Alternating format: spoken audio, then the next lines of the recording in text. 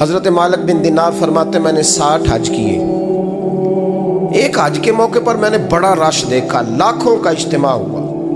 मेरी बातों की समझ तो आ रही है ना आप दोस्तों? जो नहीं बोल रहे उन्हें भी आ रही है ना? अल्लाह जज़ा दे।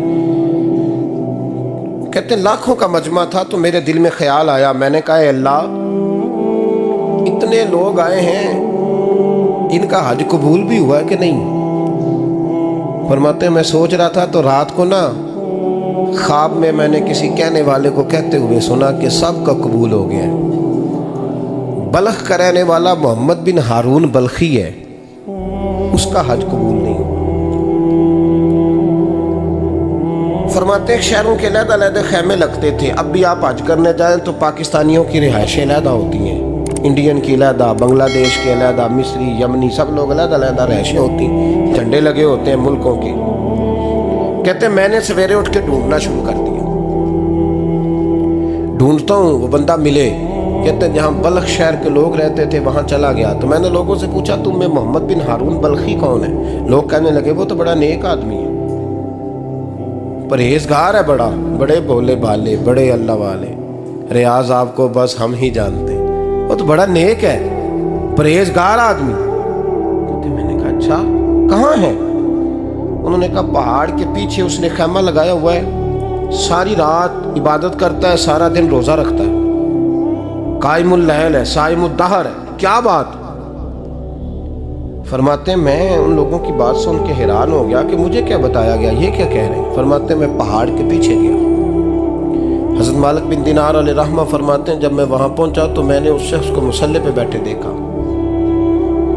कसरत इबादत के आसार उसके वजूद पर नजर आ रहे थे, सीधा बाजू उसका कटा हुआ था। फरमाते 2 रकते मुकम्मल करके ना मैंने उसे अस्सलाम वालेकुम कहा तो मुझे कहने लगा वालेकुम अस्सलाम, आप मालिक बिन दिनार हैं? मैंने कहा बड़ी इसकी फिरासत है। फरमाते फिर उसने ठंडी सांस ली, कहने लगा आपको ख्वाब आई होगी कि मेरा हज कबूल नहीं हुआ।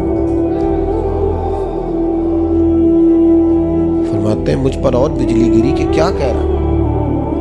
फरमाते मैंने कहा यार लोग भी तेरी तारीफ कर रहे हैं और तेरी बसीरत भी बड़ी है, तो ये माजरा क्या है? कहने लगा आप ना पूछें। ये कह के उसने रोना शुरू किया, देर तक रोता रहा। मैंने कहा नहीं यार तू बता। कहने लगा नहीं आप ना पूछें, आप नाराज हो गए। मैंने कहा मैं नहीं होता, तू बोल ना। कहने लगा हुजूर 24 साल हो गए मुझे हज करते हुए, 24 साल, 24वां हज है मेरा, और हर साल कोई अल्लाह का वली आके बताता है कि जा चला जा, तेरा कोई नहीं कबूल हुआ। बेपरवाही वेख सज्जन दी, जिथे किसे दी पेश न जावे, उन्हें ताजा वाले दर दर रोले, ते मंगतियां तख्त बिठावे, आजम किसे नु कारा मिलदा ही कोई काबे खाली आवे। कहते हैं उसने मुझे कहा हुजूर 24वां हज है, हर साल कोई बताता है। मैंने कहा तेरी गलती। कहने लगा मैं अपनी माँ का नाफरमान। मैंने कहा वाकया क्या हुआ? कहने लगा हजरत अल्लाह ने मुझे दौलत दी, माल दिया, ज़मीनें दी तो मैं अय्याश हो गया। इमाम मालिक बिन दिनार रहमतुल्लाह अलैह फरमाते हैं मुझसे कहने लगा पैसे आए तो मैं अय्याश हो गया।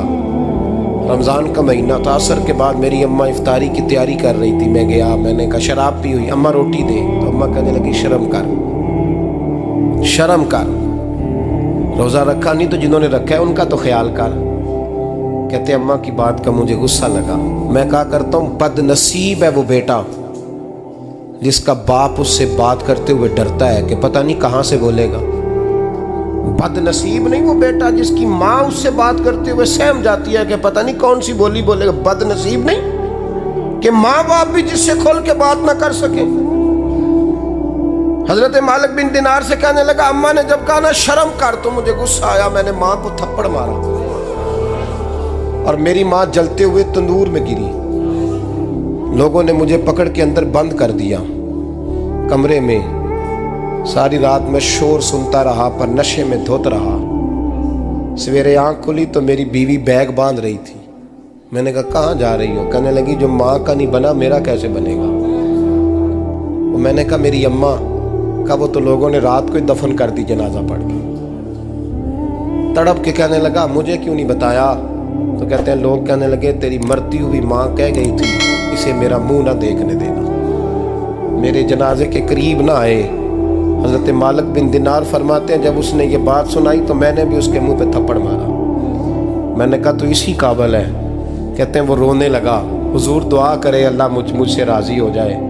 कहने लगा जब माँ की इंतकाल की खबर मिली तो मैंने कुल्हाड़ी लेके वो हाथ काट दिया जिससे माँ को मारा था। मैंने सारी जायदादें खिरात कर दी। 24 साल हो गए, 24 साल। सारी रात नमाज पढ़ता हूँ, रोज़ा रखता हूँ, हज करता हूँ, पर हर साल कोई आके कहता है जा दौड़ जा, तेरा कोई नहीं कबूल हुआ। हुजूर दुआ करे मालिक राज़ी हो जाए। फरमाते मैं थप्पड़ मार के आ गया। मैंने कहा तुझसे राज़ी हो जाए इतने जालिम से? इमाम मालिक फरमाते रात को आके सोया तो मुझे ख्वाब में रसूल पाक का दीदार हुआ। तो नबी पाक अलैहिस्सलाम ने फरमाया मालिक तू उसे मायूस क्यों कर आया है, अल्लाह तो बड़ा मेहरबान है। कहा हुजूर माँ के नाफरमान को माफ़ी कैसे मिलेगी? तो इमाम मालिक फरमाने लगे नबी करीम ने फरमाया जा उसे जाके बता दे तुझे क़यामत में तेरी माँ की वजह से बख्श दिया जाएगा। कहा हुजूर अम्मा की वजह से किस तरह? तो महबूब फरमाने लगे इसकी माँ क़यामत में इसके खिलाफ मुकदमा दायर करेगी रब करीम की अदालत में। ए अल्लाह मैंने 9 माह पेट में रखा, दर्द सह के इसे जना, जिगर का खून पिला के पाला और इसी ने मुझे कत्ल किया। रब करीम इसकी माँ का मुकदमा सुन के कहेगा उठाओ इसको दोज़ख में फेंको, इसने माँ जलाई थी इसे भी जलाओ। महबूब फरमाने लगे जब पकड़ करके मालिक उसको मोहम्मद बिन हारून को लोग ले जाएंगे ना जहन्नम की तरफ, अभी फरिश्ते घसीटेंगे ही तो पलट के फिर अम्मा की तरफ देखेगा और दूसरी दफा फिर घसीटेंगे तो पलट के देखेगा और तीसरी दफा फिर पलट के कहेगा अम्मा ये मुझे जलाने लगे, अम्मा ये जहन्नम में फेंकने लगे। मेरे हबीब फरमाने लगे वो जल के मरने वाली माँ वहाँ भी बोल पड़ेगी, कहेगी